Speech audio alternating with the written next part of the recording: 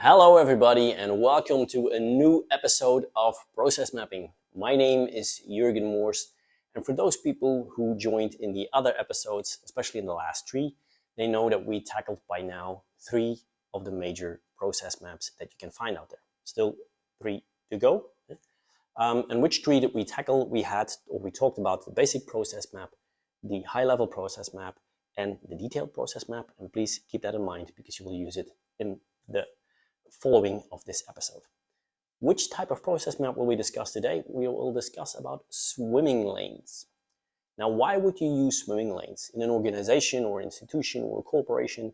Most of the time you have a lot of silos of different departments. It can be production, marketing, sales, HR, you name it. And they all have their certain responsibility.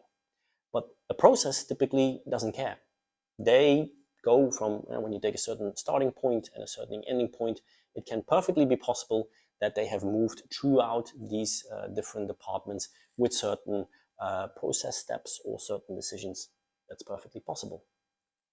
And that's why you use the swimming lane. Now, the swimming lane you can compare with a swimming pool, an actual swimming pool. And if you look at an Olympic swimming pool, you have about 8 to 10 lanes in there. And each lane in this case would be another department. For instance, HR, production, and sales, just to name three. Now, you draw swimming lanes either horizontally if you want, and your process goes from left to right or from top to bottom, or you draw them in a vertical way, and the process goes from left to right or from top to bottom. You can choose it. Both options are equally important.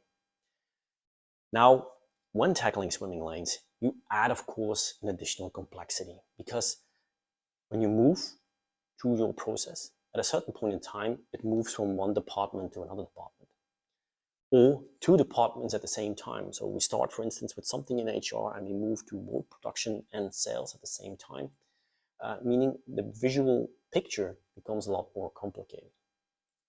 It also means that it's not necessarily a perfect straight line that we were used to for a process map from left to right. No, it can move forward and backwards as well. And for that reason, I said in the beginning, make sure you're aware of the fact that you can use basic process map, high-level process maps, and detailed process maps.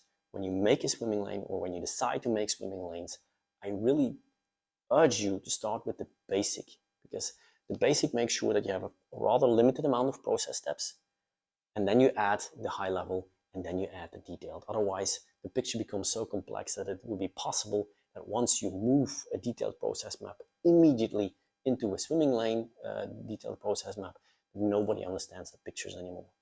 And that's what you want. You want to understand in a visual way. You want to be able to explain in a visual way what is happening now and potentially where it is going wrong. I hope I gave you a little bit a better picture of what a process map, or especially the swimming lane process map, is. And next time we will talk about a completely different kind of process map. But that is for the next episode. See you then. Bye bye.